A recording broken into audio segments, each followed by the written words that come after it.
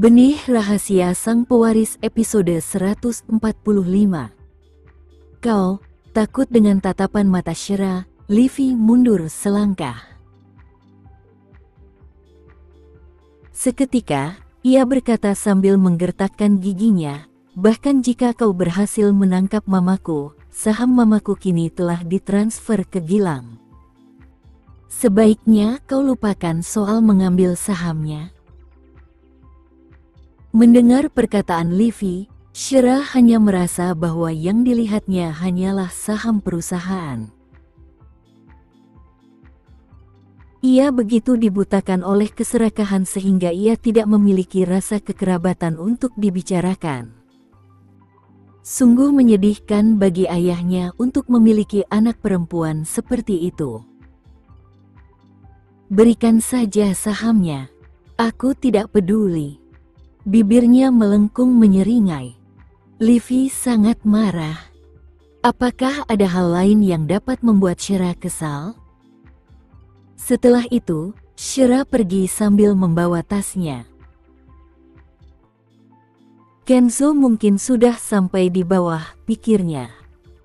Livy kembali ke kantor Gilang sambil membawa tasnya. Melihat dia berdiri di depan di jendela Prancis dan sambil melihat keluar jendela, Livy dengan senang hati berjalan ke arahnya. Gilang, aku sudah membawa perjanjian itu ke sini. Saat ini, Gilang sedang melihat 3 Rolls Royce di pintu masuk perusahaan. Dia melihat pria yang keluar dari mobil di tengah, yang membuatnya merasa tertekan meskipun dari kejauhan. Kenzo, kenapa dia ada di sini? Jantung Livy berdebar kencang saat melihat lelaki itu di lantai bawah. Terbungkus sinar matahari sore, lelaki itu tampak setampan dewa saat berdiri di sana. Namun, saat itu juga, ia melihat Shira berjalan menghampirinya. Lelaki itu pun berjalan ke arah Shira. Sambil merangkul bahu Shira dengan penuh kasih sayang, ia mengambil tas Shira dan mengantarnya ke mobil. Dengan mata menyala-nyala karena cemburu, Livy menggertakkan giginya karena kebencian. Kenzo tampaknya merasakan tatapan dari lantai 3, karena dia menoleh dan melemparkan pandangan dingin ke arah lantai 3. Gilang menahan napas. Tatapan mata Kenzo membuatnya merasa terancam. Setelah mobil Kenzo pergi, Livy mengeluarkan perjanjian itu dari tasnya. Ini, Gilang. Tanda tangani ini. Melihat perjanjian pengalihan saham, Gilang merasa sangat bimbang. Ia tidak dapat memutuskan apakah akan menandatanganinya atau tidak. Ia masih belum dapat menebak apa sebenarnya yang ingin Kenzo lakukan dengan Nugraha Constructions. Jika ia memperoleh 40% saham, ia mungkin dapat menghasilkan uang. Jika ia tidak menandatangani perjanjian sekarang, ia tidak akan berarti apa-apa. Didorong oleh kepentingan pribadi, Gilang kehilangan kemampuannya untuk berpikir, dan ketenangan pikirannya lenyap begitu saja. Pada akhirnya, ia mengulurkan tangannya dan menandatangani namanya pada dokumen itu, menjadi budak keinginannya.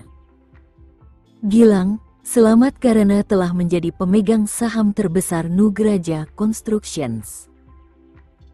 Aku akan bergantung padamu mulai sekarang, kata Livy sebelum menghampirinya untuk memberinya ciuman yang manis dan menawan.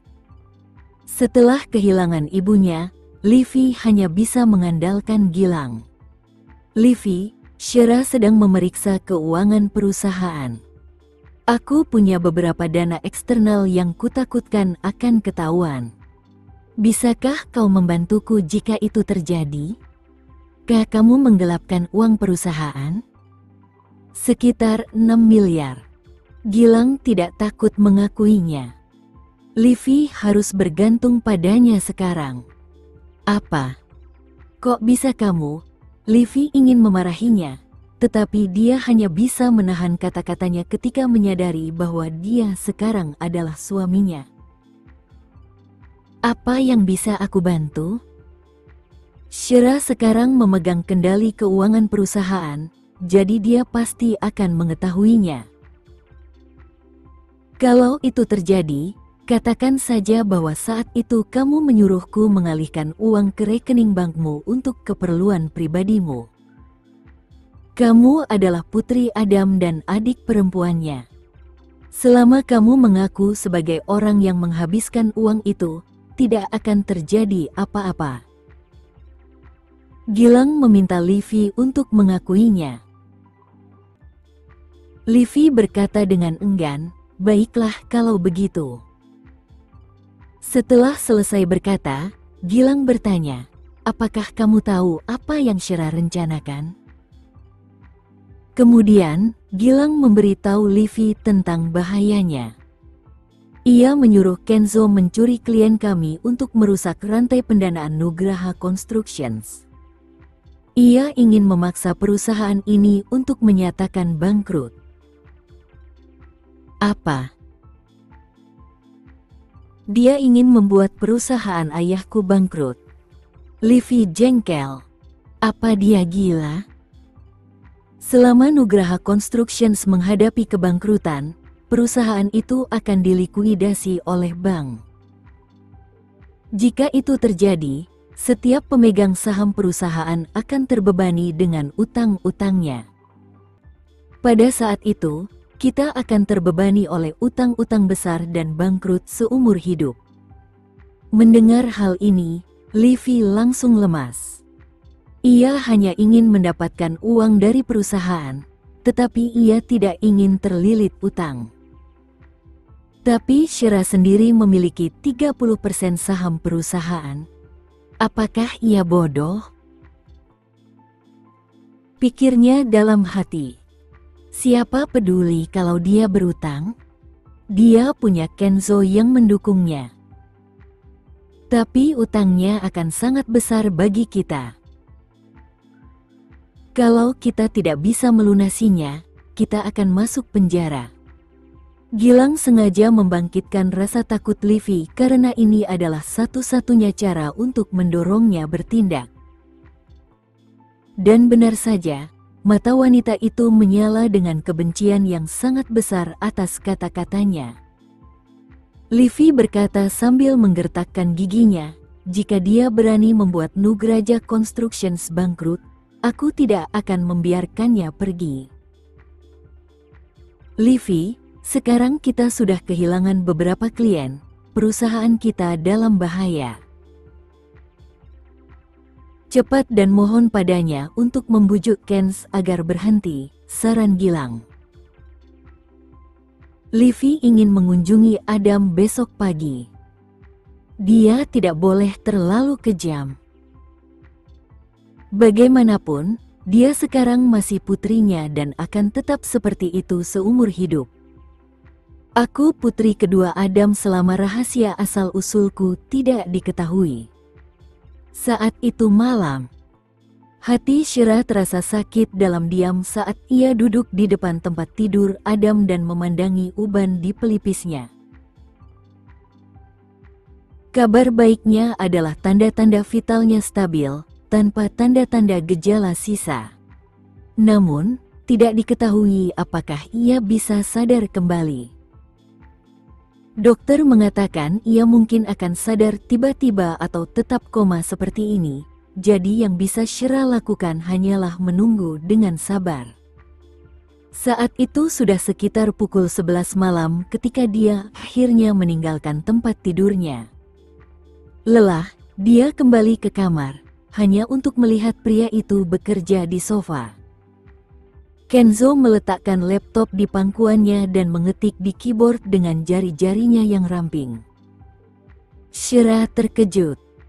Mengenakan sweater turtleneck hitam, pria itu tampak kaku namun menawan di bawah cahaya dengan ekspresi serius. Kenzo menatapnya. "Kamu sudah kembali? Mandi dan tidurlah." Bagaimana denganmu? Kamu tidak tidur? Tanyanya. Shira juga tidak ingin Kenzo begadang untuk bekerja. Tentu saja, Kenzo tidak seharusnya tidur di kamarnya. Namun, ketika mendengar pertanyaannya, dia langsung mendongak dengan mata yang sangat berbinar. Apakah kamu ingin aku tidur denganmu? Shira menatap matanya sebelum menundukkan kepalanya karena malu. Ya, kamu boleh tidur di sini. Kenzo menutup laptopnya dan tidak peduli lagi dengan pekerjaannya. Baiklah, mari kita tidur bersama. Saat Shira keluar setelah mandi, Kenzo sudah menunggunya di tempat tidur setelah mandi lebih awal. Shira memperhatikan Kenzo berganti piyama abu-abu. Mengenakan piyama ungu, Shira mengangkat selimut dan naik ke tempat tidur. Kemudian, ia mematikan lampu dan berbaring di pelukan Kenzo. Pria di belakangnya berbisik di telinganya dengan suara berat. Aku ingin kamu berhenti bekerja mulai besok dan seterusnya. Kenapa? Tanya Shira yang bingung. Setiap kali Gilang melirikmu sekali lagi, aku merasa dia terkutuk. Suara Kenzo dipenuhi rasa cemburu. Bibir merah Shira sedikit melengkung ke atas. Lucu sekali bagaimana pria ini terlihat setiap kali ia merasa cemburu. Yang kumiliki untuknya sekarang hanyalah kebencian, jelasnya. Biarkan aku yang mengurus orang-orang ini. Aku akan memberi mereka akhir yang paling tragis. Kenzo tidak sabar untuk melakukannya sendiri. Shira menjawab, Rahel sekarang menanggung semua kesalahan, tetapi aku tahu bahwa Levi, Gilang, dan pengacara Tony juga terlibat dalam rencana pembunuhan ayahku. Tak seorang pun dari mereka akan lolos begitu saja. Matanya berkedip karena marah dalam kegelapan. Mungkin ayahnya akan terbangun, menyebabkan tuduhan bahwa mereka mengubah surat wasiatnya runtuh. Namun, tidak diketahui kapan Adam akan sadar.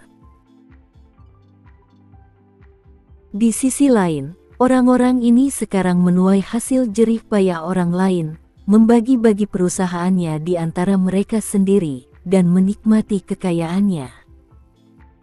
Oleh karena itu, dia berharap orang-orang ini akan membayar harganya saat dia sadar kembali. Malam semakin larut, dan Kenzo 9 tetap bergeming. Wanita dalam pelukannya sudah tertidur lelap, seolah-olah dia tidur paling nyenyak dalam pelukannya. Namun, ia tidak menyadari bahwa lelaki itu hampir selalu kurang tidur pada malam-malam ketika mereka tidur berpelukan seperti ini. Tidak mungkin ia bisa memeluknya tanpa merasa terangsang, jadi ia hanya bisa menahan hasratnya. Namun, di hadapan wanita yang ia rindukan siang dan malam, pengendalian dirinya yang selalu ia banggakan telah lama runtuh.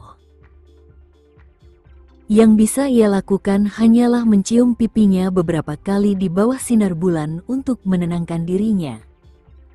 Ketika Shira bangun keesokan paginya, ia mendapati bahwa pria di sampingnya masih tidur.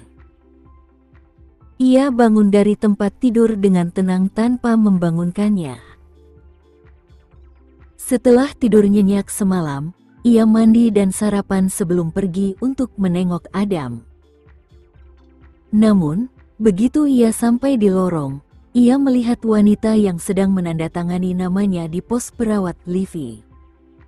Akibatnya, ekspresi wajahnya sedikit muram. Levi juga melihatnya. Sambil menarik napas dalam-dalam, dia menyembunyikan kilatan kebencian di matanya, mengingat bahwa dia datang ke sini hari ini untuk memohon pada Shira. Kak, Bagaimana kabar ayah? Ini adalah pertama kalinya Livy memanggil Shira, Kak, dengan cara yang begitu tenang. Shira tidak mau mengakui wanita seperti itu sebagai saudara perempuannya. Dia membalas dengan datar, "Jadi kamu masih peduli dengan ayahku?" "Iya." "Kupikir yang kamu pedulikan hanyalah perusahaan." "Dia ayahku." "Tentu saja aku peduli padanya," bantah Livy dengan nada agak bersalah. "Ayah baik-baik saja. Kau tidak perlu datang jika tidak ada apa-apa." Shira berharap dia bisa melihat apa yang dipikirkan Livy. Dia ingin tahu apakah hati Livy hitam dan mengapa dia berkonspirasi dengan ibunya untuk melawan ayahnya sendiri. "Kak, apakah kamu menyuruh Kenzo mencuri klien perusahaan ayah agar perusahaannya bangkrut?" Livy bertanya sambil menggertakkan giginya. Sambil melipat tangannya di dada, Shira menjawab dengan nada meremehkan, "Bukankah kamu dan suamimu yang memimpin perusahaan?" "Tolong, Kak, aku mohon padamu. Perusahaan ayah yang sedang kita bicarakan.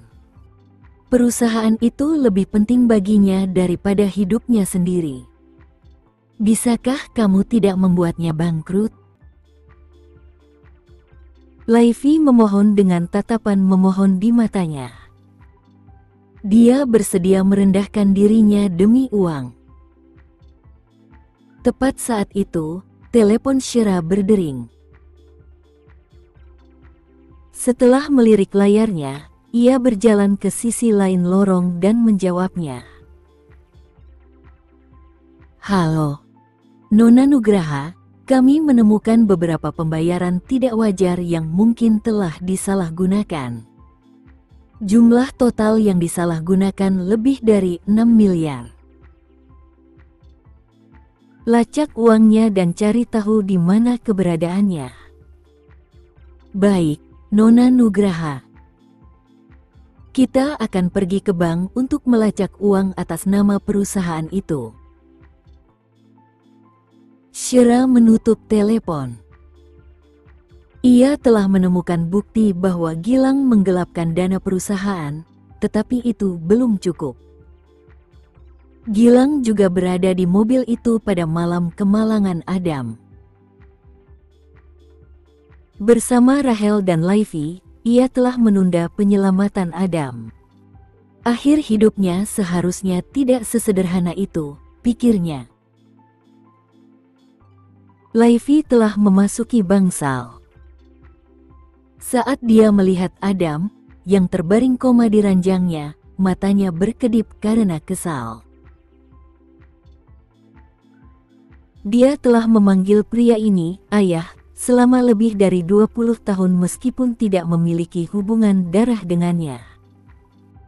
Jika dia tidak mendapatkan apapun darinya, 20 tahun yang dihabiskannya memanggilnya ayah akan sia-sia.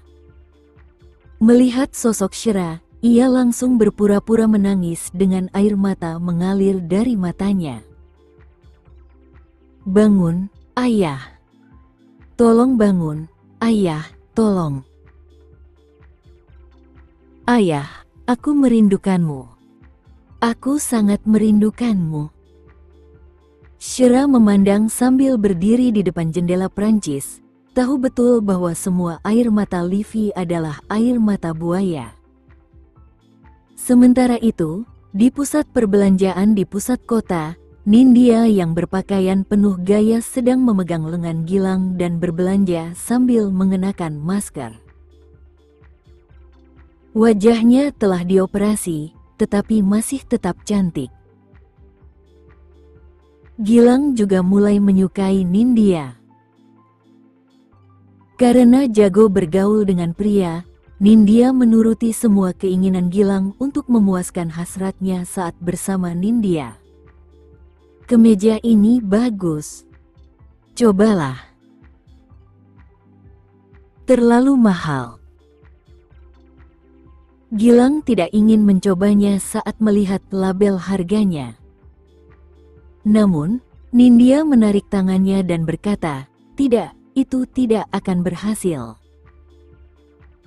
Kau harus mencobanya. Kau bukan Tuan Gilang lagi. Kamu sekarang adalah Presiden Gilang."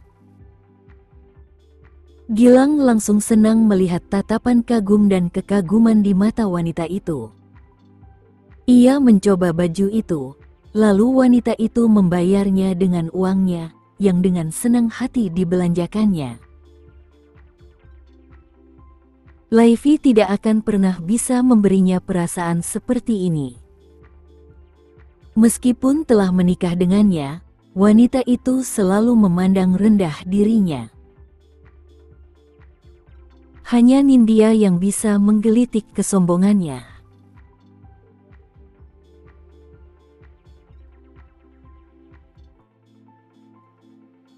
Sekian dulu ya video kali ini, kita lanjutkan lagi videonya di lain waktu. Oh iya, bagaimana menurut kalian? Semoga bisa sedikit menghibur kalian semua. Untuk teman-teman yang baru nonton, jangan lupa subscribe ya, hehehe. Dan kalau teman-teman ada yang ingin gabung langganan, bisa langsung gabung saja untuk dapat fitur yang menarik dan sedikit membantu Mimin. Terima kasih banyak sudah menonton, sampai jumpa lagi, bye.